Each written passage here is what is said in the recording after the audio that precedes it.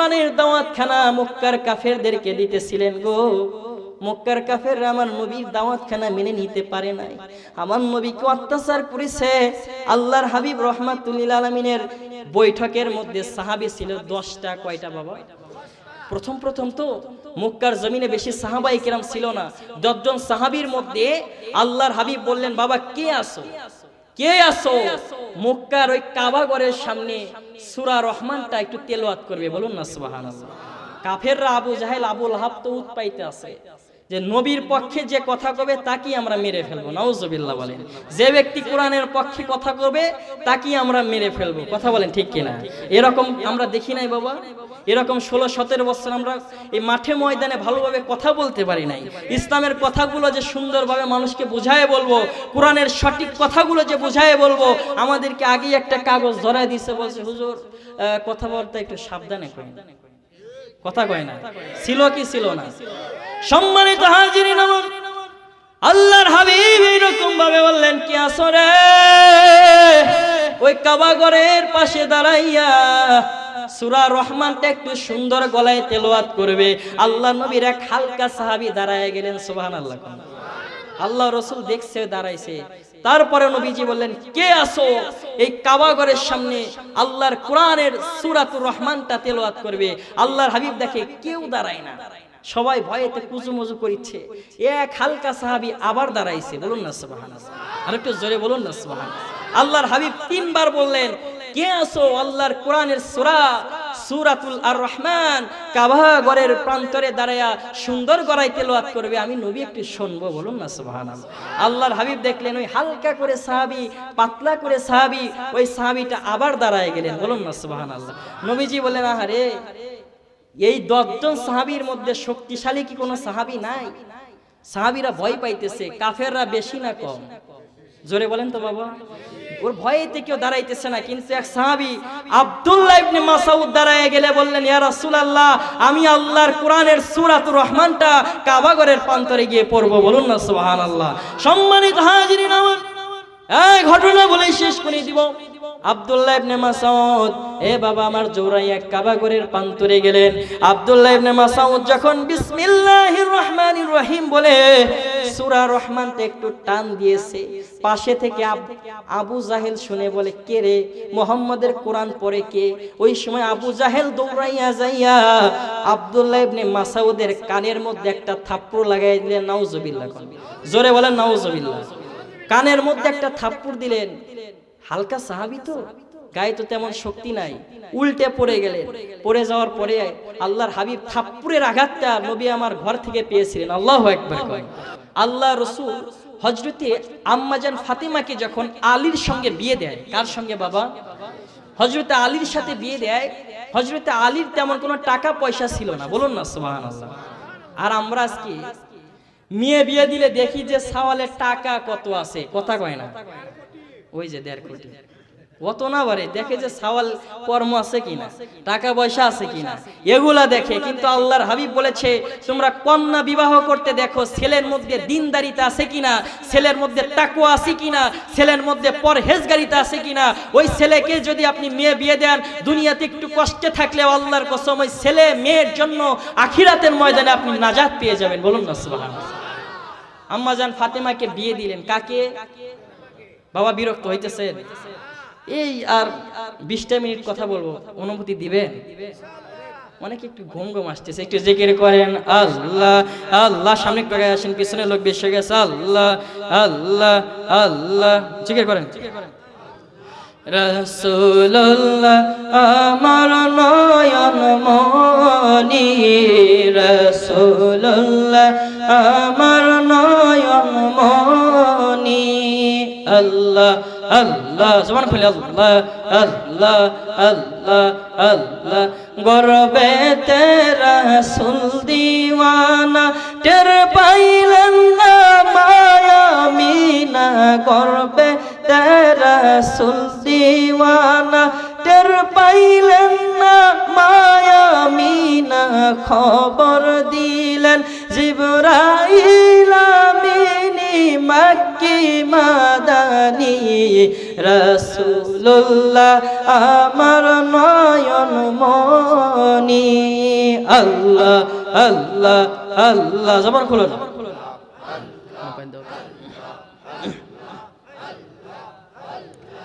আল্লাহ আল্লাহ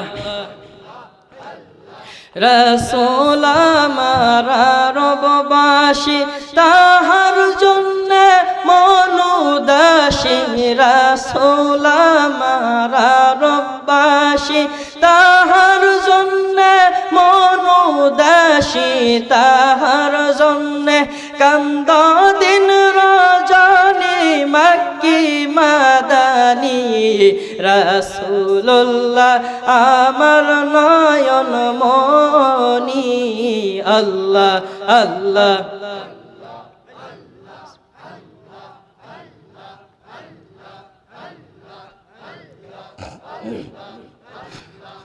লা ইলাহা ইল্লাল্লাহ মুহাম্মাদুর রাসূলুল্লাহ। সোনার বাবাজিরা আমার, আম্মা জান ফাতেমাকে বিবাহ দিলেন। হযরত আলীকে বললেন, ও আমার স্বামী গো, ঘরের মধ্যে দুইটা সন্তান এসেছে, হাসান আর হোসাইন। আল্লাহু আকবার কোন। আল্লাহর রাসূলের বিবি ফাতেমা ডাক দিয়ে বলেন, স্বামী আমরা তো গরিব মানুষ, আজকে 4 দিন হয়ে যায়, আমার হাসান আর ইমাম হুসাইন চক্ষু দিয়ে পানি ছেড়ে দিয়ে বলে, মা ওগো জনম দুঃখিনী মা, আজকে 4 দিন হয়ে যায়, শুধুমাত্র পাতিলের মধ্যে পানি দিয়ে আমাকে সান্ত্বনা দিতেছো, আমাদেরকে খাবার দাও। আম্মা জান ফাতেমা ডাক দিয়ে বলে, ও স্বামী, আমার বাবা আমাকে বিবাহ দেওয়ার সময় একটা চাদর দিয়েছিলেন। কি দিয়েছিলেন? জোরে বলেন, কি দিয়েছিলেন? চাদর দিয়েছিলেন। আম্মা জান ফাতেমা সুন্দর করে চাদরখানা বের করে আলীকে দিয়ে বললেন, স্বামী গো, এই চাদরখানা বিক্রি করে আমার হাসান আর হুসাইনের জন্য আপনি খাবার কিনে নিয়ে আসেন। হযরত আলী চলে গেলেন চাদরখানা বিক্রি করার জন্য। আল্লাহ রাসূলের সাহাবী হযরত আলী চলে গেলেন বাজারের মধ্যে। হযরত আলী চাদরখানা বাজারে বিক্রি করলেন 10 দিরহাম দিয়ে। কয় দিরহাম বাবা? একটু জোরে বলেন, কয় দিরহাম? 10 দিরহাম দিয়ে চাদরখানা বিক্রি করার পরে হযরত আলী মনটা একটু খুশি, হয়তো 4 দিন পর্যন্ত সন্তানেরা খাবার খায় না। হযরত আলী মনে মনে চিন্তা করতেছে, আজকে হয়তো আমার কলিজার টুকরা হাসানের মুখের মধ্যে খাবার যাবে, হুসাইনের মুখের মধ্যে খাবার যাবে। আল্লাহর নবীর সাহাবী হযরত আলী এই চাদর বিক্রি করার টাকা দিয়ে যখন খাবার কেনার জন্য আরেকটা দোকানে চলে গেছে, হযরত আলীর কাছে এক ফকির এসে বললেন, ও হযরত আলী, আল্লাহ নবীর সাহাবী গো, আজকে 7 দিন হয়ে যায়, আমার ঘরে 5 জন মেহমান, 5 জন সন্তান খাবার খায় না। ওগো নবীর সাহাবী আলী, আপনি যদি হবাই এই মাত্র আপনি 10 দিরহাম দিয়ে চাদর বিক্রি করেছেন, আপনি যদি আমাকে আল্লাহর জন্য 10 দিরহাম দান করেন, আমি আল্লাহর কাছে আপনার জন্য দোয়া করব। বলুন না সুবহানাল্লাহ। বলেন তো, নিজের সন্তান কয়দিন না খায় বাবা? 3 দিন 4 দিন না খায়া। আর একজন লোক এসে বললো আমার 5-6 দিন 7 দিন না খায়া। আমরা হলে কি দেব বাবা? আমরা হলে বলবো নিজে বাঁচলে বাপের নাম, ঠিক না বেঠি? ওই সময় আল্লাহর নবীর সাহাবী মাথা খানা নিচু করে আল্লাহ রাসূলের মহব্বতের জন্য, ভালোবাসার জন্য গরিবকে 10 দিরহাম দান করে চক্ষু দিয়ে টপ টপ টপ টপ করে পানি পড়তেছে। রাস্তা দিয়ে হেঁটে আইতেছে আর মনে মনে ভাবতেছে, আহারে কলিজার টুকরা জেনে নেন। আম্মা জান আয়েশা সিদ্দিকা বলার সঙ্গে সঙ্গে আমার মায়ের নবী, দয়ার নবী আমার নামাজ কানা শেষ করে দুখানা হাত আল্লাহর আরশের আজিমের মধ্যে তুলে দিয়ে বলেন, আল্লাহ, আমার বিবি আয়েশা জীবনে যত গুনাহ করেছে, ভবিষ্যতে ভুল ক্রমে যদি কোনো গুনাহ থাকে, ওগো মায়ার নবী, দয়ার নবী, ওগো আমার আল্লাহ, দয়ার আল্লাহ, আমার বিবির আয়েশার সারা জীবনের গুনাহ তুমি মাফ করে দাও। আল্লাহর হাবিব রাহমাতুল লিল আলামিন দোয়া করার সঙ্গে সঙ্গে নবী আমার দেখতে পাইলেন বিছানার মধ্যে আম্মা জান আয়েশা সিদ্দিকা বাচ্চা ছেলের মতো গড়াগড়ি করতেছে। বলুন আল্লাহু আকবার। আম্মা জান আয়েশা সিদ্দিকার বয়স তখন 11 বছর। সুবহানাল্লাহ। 11 বছর বয়স, ছোট মানুষ। গড়াগড়ি করতেছে। আল্লাহর হাবিব বললেন, আয়েশা রে, তুমি আমার কাছে বললে দোয়া করার জন্য, আমি দোয়া করলাম। ও আমার কলিজার টুকরা বিবি, তুমি বাচ্চা ছেলের মতো গড়াগড়ি পারতেছো কেন? আম্মা জান আয়েশা সিদ্দিকা বললেন, ইয়া রাসূলুল্লাহ, আমি তো জানি আপনার দোয়া আল্লাহ কখনো ফেরত দেয় না। ইয়া রাসূলুল্লাহ, ইয়া হাবিব আল্লাহ, আপনার হাতের ওসিলায় আল্লাহ তাআলা আমি আয়েশার সারা জীবনের গুনাহ মাফ করে দিয়েছে। এই জন্যই তো আমি সবচাইতে খুশি হয়ে বিছানার মধ্যে গড়াগড়ি পারতেছি। বলুন না সুবহানাল্লাহ। আম্মা জান আয়েশা সিদ্দিকার জবাবে আল্লাহর হাবিব ডাক দিয়ে বললেন, আয়েশা রে, শুনে রাখো, জেনে রাখো, সামান্য একদিন তাহাজ্জুদের নামাজে তোমার জন্য দোয়া করার কারণে তুমি যদি এতটা খুশি হও রে আয়েশা, আমি নবী রাহমাতুল লিল আলামিন প্রত্যেকদিন তাহাজ্জুদের নামাজ পড়ে আল্লাহর কাছে আমার গুনাহগার উম্মতকে জাহান্নামের আযাব থেকে বাঁচানোর জন্য দোয়া করি। নবী তুমি ইমামুল আম্বিয়া, পুলসিরাতের পারে গো নবী থাকিবেন দাঁড়াইয়া। বলুন মারহাবা। পুলসিরাতের পারে গো নবী থাকিবেন দাঁড়াইয়া, পাপী তাপী উম্মতের গো নবী নিবানি তরাইয়া গো নবী, নবী তুমি নবিউল আম্বিয়া, আপনার জন্য বানাই আছে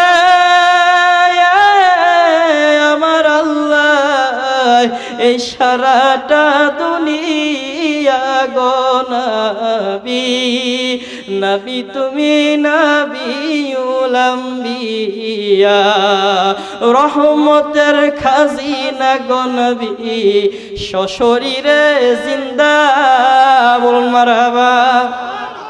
রহমতের খাজিনা গো নবী সশরীরে জিন্দা, নবীগণের নবী তুমি গো নবী, রহমতের খাজিনা গো নবী, নবী তুমি নবিউল আম্বিয়া। আল্লাহুম্মা সাল্লি আলা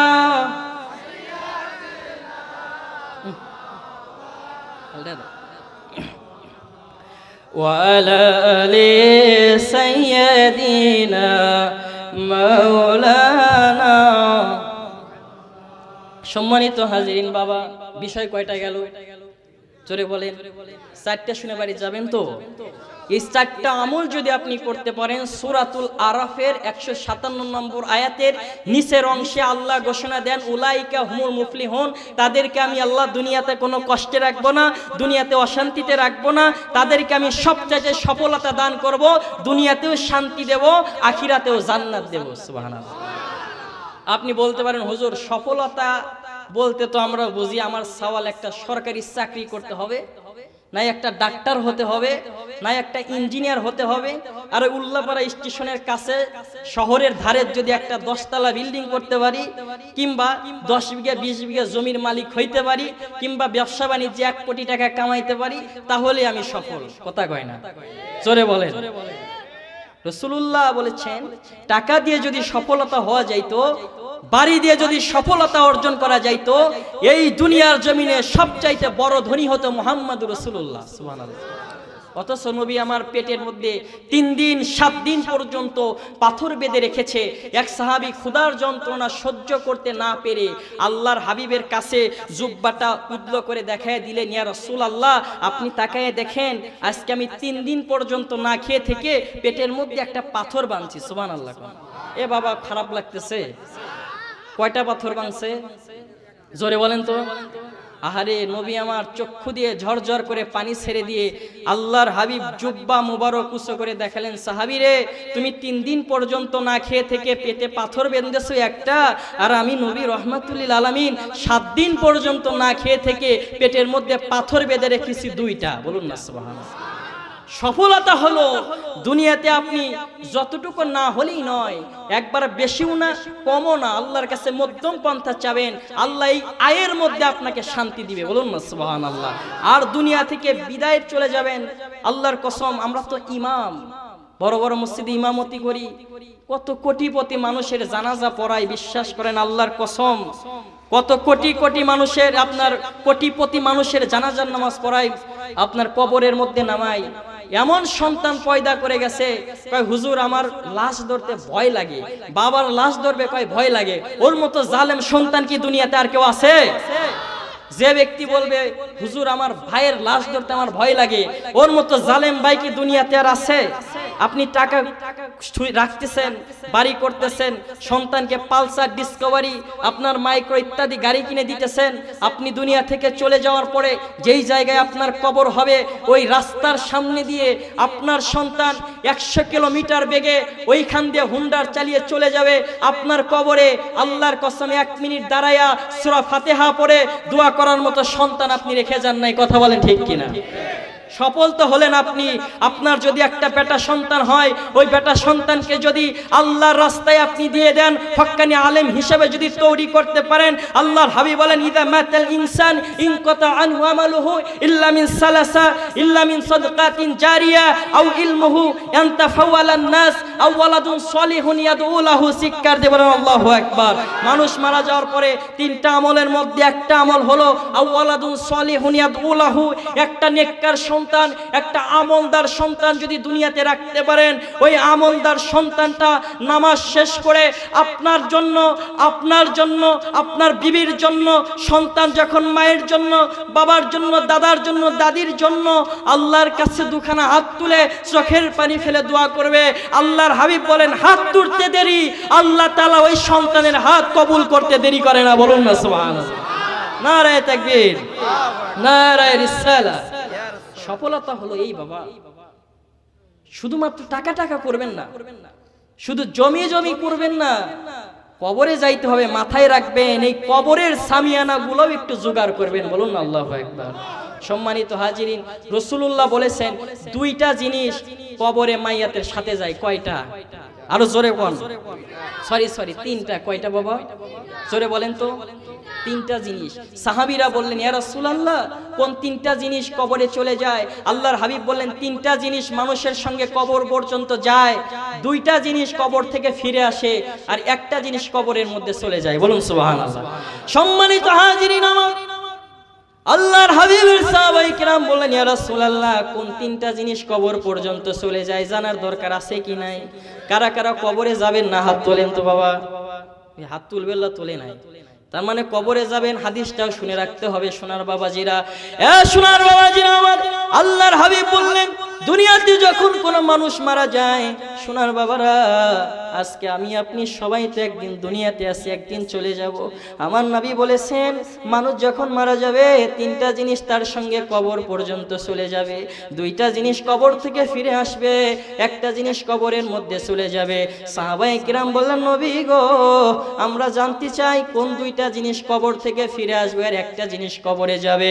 আল্লাহর হাবিব বললেন সাহাবীরা একটা জিনিস শোনো, তোমার ভাই, তোমার সন্তান, তুমি যখন মারা যাবে তোমার ভাই ওই বালসাবাড়ি বাজার থেকে 3খানা মার্কিন সাদা কাপড় কেনার জন্য রওনা হয়ে যাবে। তোমার বড় ভাই, তোমার মেজো ভাই ওই বাঁশ কাটার জন্য জঙ্গলার মধ্যে হাজির হয়ে যাবে। তোমার ছোট ভাইজান ওই মসজিদের মাইক দিয়া তোমার মৃত্যুর খবরটা ঘোষণা করার জন্য রওনা হয়ে যাবে। সোনার বাবাজিরা গো, তোমার সন্তান ওই মসজিদের খাটনিটা বন্ধুদের নিয়ে হাজির করে বাড়ির উঠানের মধ্যে আনবে। ওগো সোনার বাবাজিরা গো, আল্লাহর হাবিব ডাক দিয়ে বলেন একটা জিনিস শোনো, মাইয়াতের আত্মীয় স্বজন যখন মাইয়াতকে দাফন করা শেষ হয়ে যায়, মাইয়াতের সন্তান, মাইয়াতের ভাই, মাইয়াতের প্রতিবেশী কবর দিয়ে সঙ্গে সঙ্গে তারা কবর থেকে বাড়িতে ফিরে যায়। আল্লাহু আকবার। সত্যি না মিথ্যা? জোরে বলেন সত্যি না মিথ্যা? সাহাবীরা বললেন ইয়া রাসূলুল্লাহ 2 নাম্বার কোন জিনিস কবর থেকে বাড়িতে ফিরে আসে? আল্লাহর হাবিব বললেন 2 নাম্বার হলো যে জিনিসটা হলো আপনি দুনিয়াতে টাকা কামাই করেছেন সিন্ধুকের মধ্যে রাখছেন, টাকা কামাই করছেন ব্যাংকের মধ্যে রাখছেন, টাকা কামাই করছেন জমি করছেন, ওই কোন মানুষ কি দুনিয়াতে দেখেছেন একটা টাকা কবরের মধ্যে নিয়ে যাইতে পারছে? আছে? কেউ নাই। নবী ডাক দিয়ে বলেন, সোনার বাবাজিরা আমার, কবর থেকে 2 নাম্বার জিনিস ফিরে আসবে যখন তাকে মাটি দেয়া হয়ে যাবে। বাড়িতে এসে দেখবেন আপনার সন্তানেরা আপনার সম্পদের জন্য মারামারি লাগাইছে, বাড়িতে এসে দেখবেন আপনার ভাইয়েরা ঝগড়া শুরু করে দিছে, বাড়িতে এসে দেখবেন আপনার ছেলে মেয়ে সম্পদের জন্য মারামারি লাগাইছে, অথচ আপনাকে যে কবরের মধ্যে রেখে আসলো গো বাবা, ওই কবরের মধ্যে আপনার স্ত্রী নাই, কবরের মধ্যে আপনার বন্ধু নাই, সাথী নাই, তারা একটু চিন্তা করবে না, সম্পদের চিন্তা করবে। সোনার বাবাজিরা আমার, সোনার বাবাজিরা গভীর মনোযোগ দিয়ে কথাটা শুনবেন আর মাথায় নিয়ে বাড়ি চলে যাবেন। কি নিয়ে কবরে যাইতেছেন একটু চিন্তা ভাবনা করে কথাগুলো শোনেন। শুধু সম্পদ সম্পদ করবেন না, সম্পদ থাকলে আল্লাহর জন্য কিছু দান করবেন, সন্তানদের জন্য রাখবেন। আপনি যখন দুনিয়া থেকে চলে যাবেন দেখবেন অন্ধকার কবরটা আপনার সন্তান এবং আপনার নেক সন্তান, আপনার এবং নেক সম্পদের ওসিলায় আপনার অন্ধকার কবরটা আর অন্ধকার থাকবে না। আল্লাহ পাক রব্বুল আলামিন অন্ধকার কবরটাকে আলোকিত করে দিয়েছে। 2টা জিনিস কিন্তু বাড়ি থেকে কবর থেকে বাড়িতে ফিরে আসবে। সাহাবীদেরকে আল্লাহর হাবিব বলেছেন, নবী গো তাহলে একটা জিনিস কবরে যাবে কি? আল্লাহর হাবিব বলেন একটা জিনিস যাবে, নেক আমল, যে নামাজ পড়বে, রোজা রাখবে, হজ করবে, যাকাত দিবে, আল্লাহর হুকুম নবীর মহব্বত নিয়ে জীবন পরিচালনা করবে, ওই ব্যক্তিটার নেক আমলগুলো কবরে পৌঁছে কবর যখন তাকে চাপ দিতে আসবে ওই আমলগুলো কবরের মাটিকে ঠেকায় দিবে। জাহান্নাম যখন তার দিকে এগিয়ে আসবে ওই আমলগুলো জাহান্নামকে ধাক্কা দিয়ে দূরে ঠেলে দিবে, জাহান্নামের জানালাগুলো খুলে দিবে, জান্নাতের জানালা খুলে দিবে। বলুন না সুবহানাল্লাহ। এইজন্য সফলতা বলতে বোঝানো হয়েছে এই আয়াতের তাফসিরে বেশি বেশি নেক আমল করবেন। বলুন না সুবহানাল্লাহ। বাবা 4টা জিনিস কয়টা? আরো জোরে বলেন।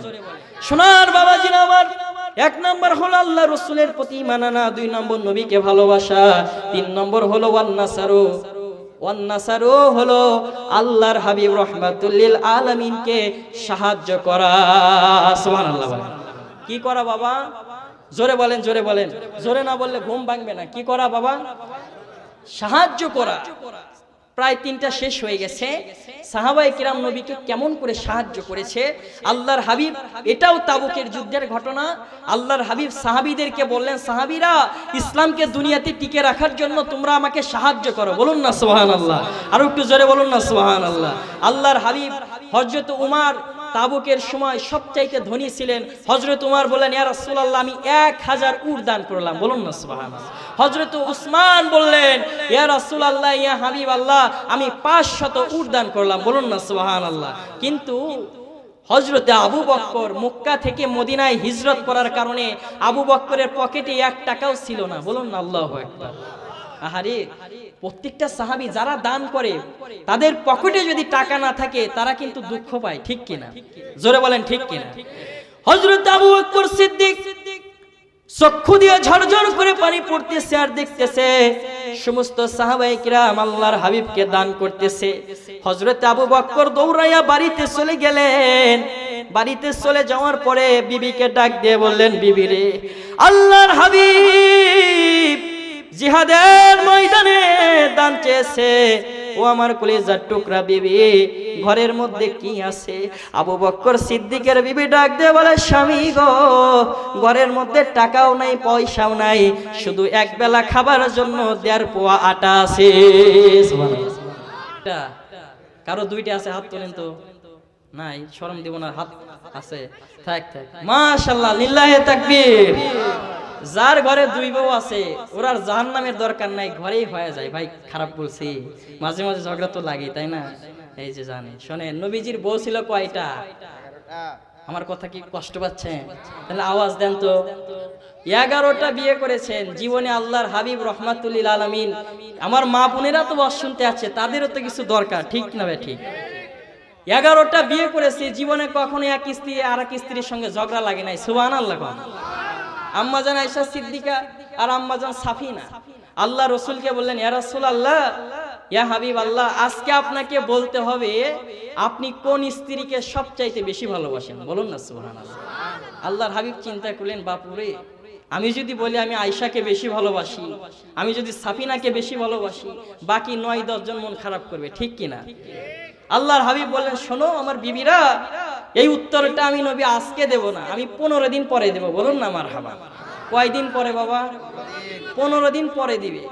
ওই আম্মা জানেরা, আমার আপনার আম্মা জানেরা, কোরআন বলে আন-নাবিয়্যু আউলা বিল মুমিনিনা মিন আনফুসিহিম ওয়া আজওয়াজুহুম উম্মাহাতু, বলুন না আল্লাহু আকবার। কোরআন বলতেছে আমার নবী হলো মুমিনদের জানের চাইতে নিকটে, জানের চাইতে প্রিয়, আর আল্লাহর হাবিবের বিবিরা হইতেছে উম্মতের জন্য মা, বলুন না সুবহানাল্লাহ। আমার রাসূলুল্লাহ যখন দুনিয়া থেকে চলে যায়, আম্মা জান আয়েশা সিদ্দিকার বয়স ছিল 17 বছর। কয় বছর?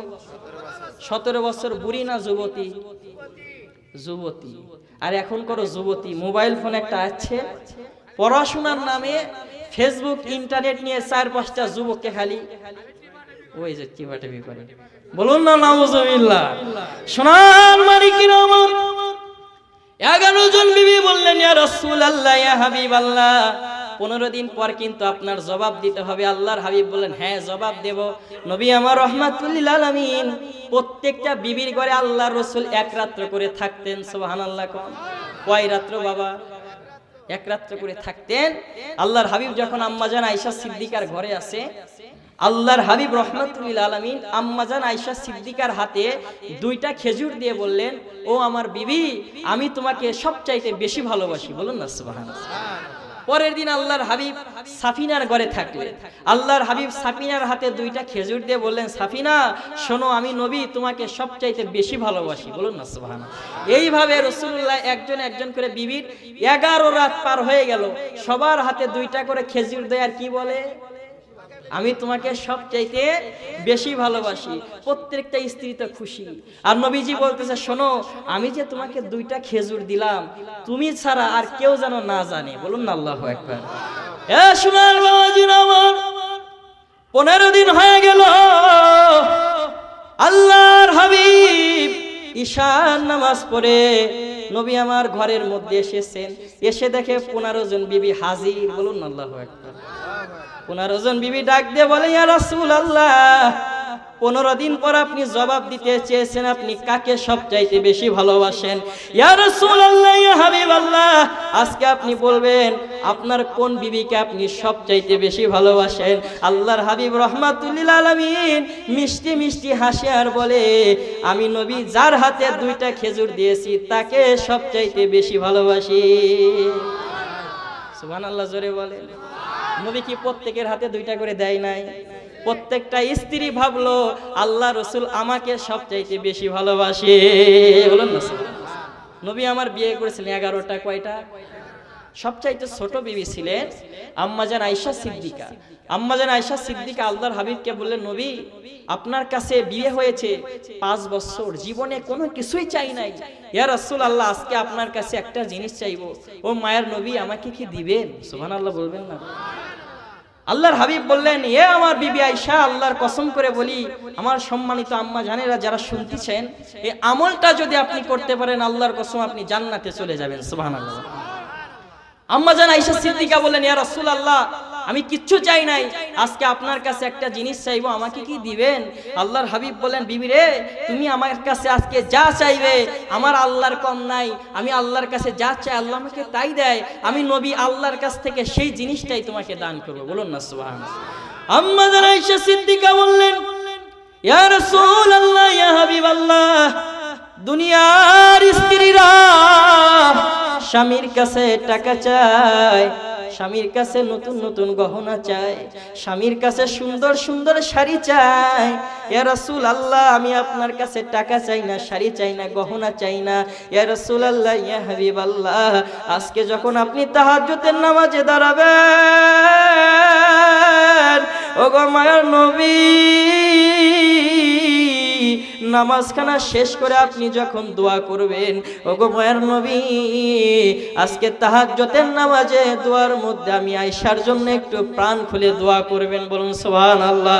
আয়েশা বললেন, ইয়া রাসূলুল্লাহ আল্লাহর কাছে বলবেন, আল্লাহ আমার বিবি আয়েশা জীবনে যত গুনাহ করেছে, আল্লাহ যেন আমি আয়েশার সারা জীবনের গুনাহগুলো মাফ করে দেয়। চিৎকার দিয়ে বলেন সুবহানাল্লাহ। এ বাবা, আমার ঘরের আপনার ঘরে বিবি আছে কি নাই? আছে কি নাই? আমার বিবি আপনার বিবি কখনো কি বলছে? কথা কয় না গো, কখনো বলে নাই। কিন্তু নতুন শাড়ি যদি এদের মধ্যে না দেন, তাহলে ঘরের মধ্যে মুখটা কথা বলবে না। আমার বিবি যদি নতুন গয়না যদি আপনি না দেন গো বাবা, আমার বিবির মুখে আপনার বিবির মুখে কথা থাকে না, থপ মরে থাকে। যদি কয় বাদ দাও, বাইরে খাও, কথা কয় না।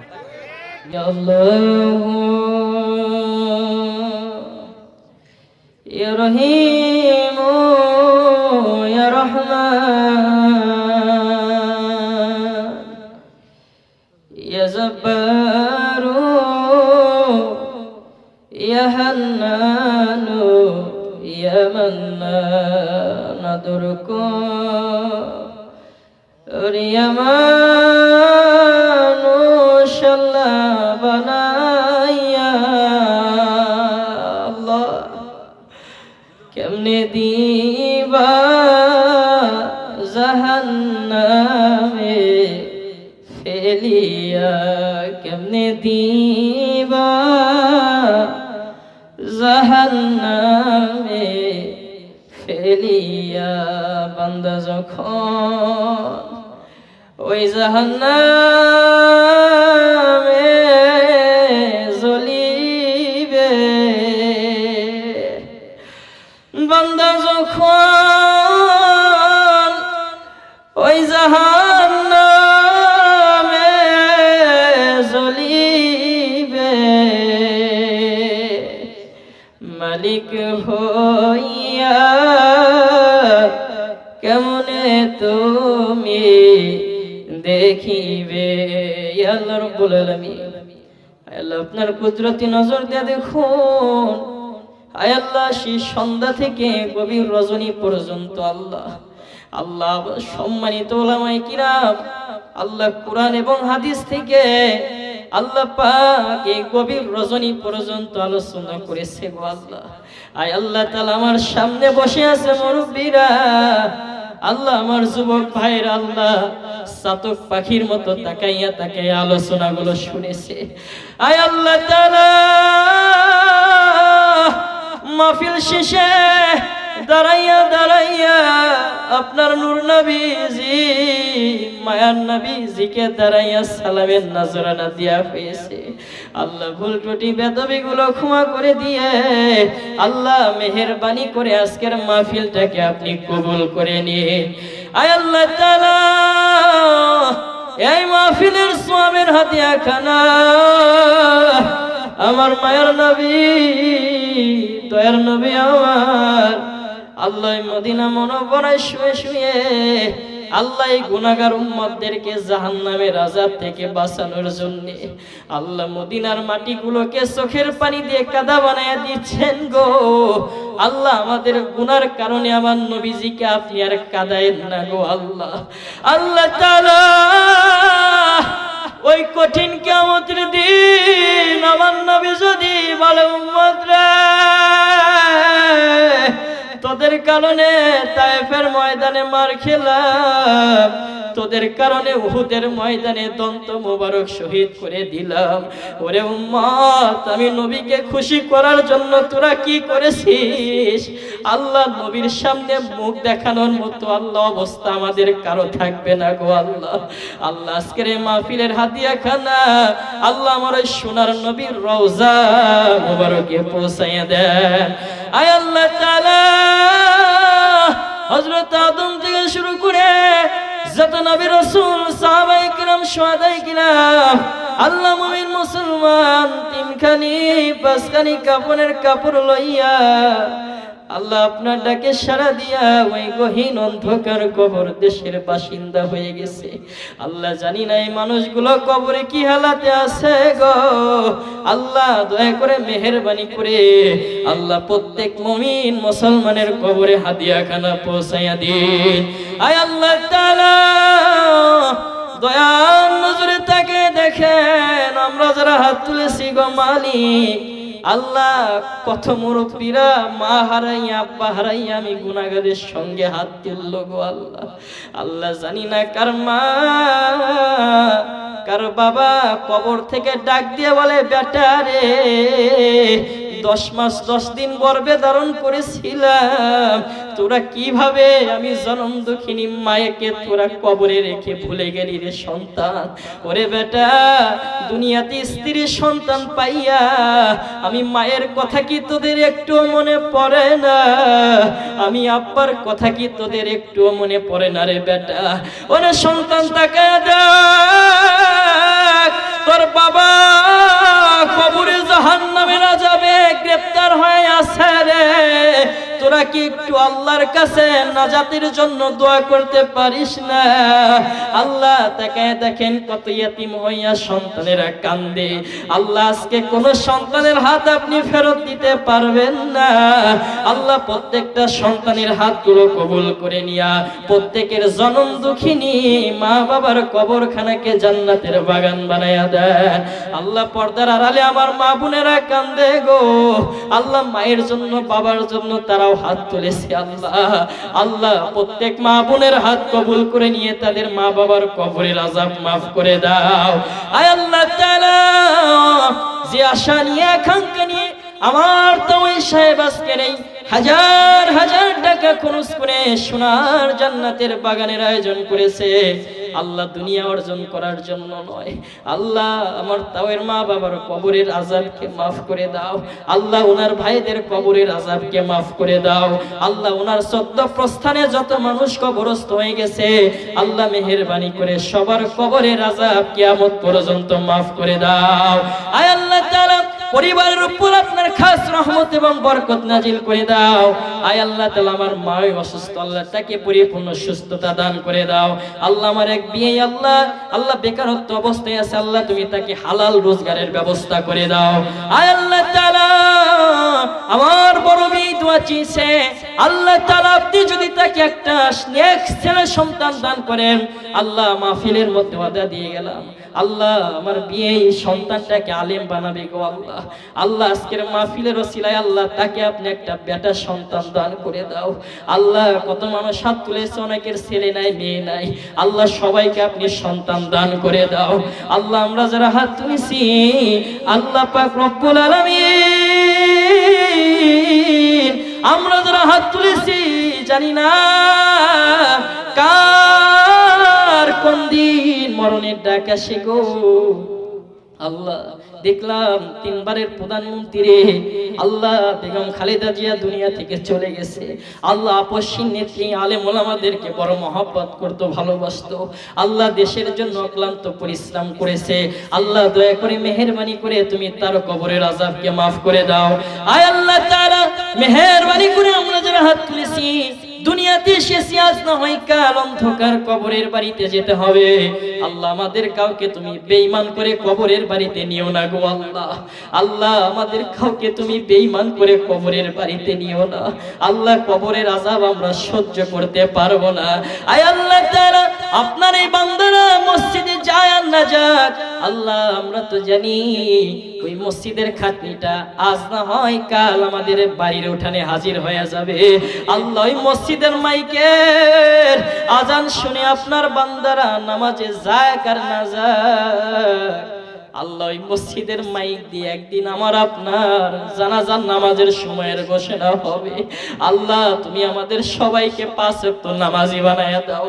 আল্লাহ আমাদের মা বোনদেরকে খাস পর্দায় থাকার তৌফিক দান করে দাও।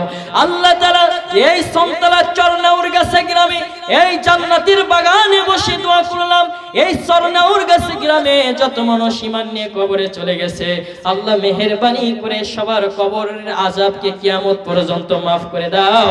আল্লাহ সবার কবরখানাকে আপনি জান্নাতের বাগান বানায়া দাও। আল্লাহ 2 খতম কোরআন পড়া হয়েছে, অনেক দোয়া কালাম পড়া হয়েছে আল্লাহ এর সওয়াব আল্লাহ এর বংশে আল্লাহ আমার তাওয়ের বংশের প্রত্যেকের মাইয়াতের কবরে পৌঁছাইয়া দাও। রব্বির হামহুমা কামা রব্বায়ানি সগীরা। আল্লাহুম্মা ইন্নী আসআলুকাল জান্নাহ নাউযু বিকা মিনান নার। ওয়া সাল্লাল্লাহু তাআলা আলা খায়রি খালকিহি মুহাম্মাদিন ওয়া আলা আলিহি ওয়া সাহবিহি আজমাইন। واجعل آخر كلامنا عند سكرة الموت لا إله إلا الله محمد رسول الله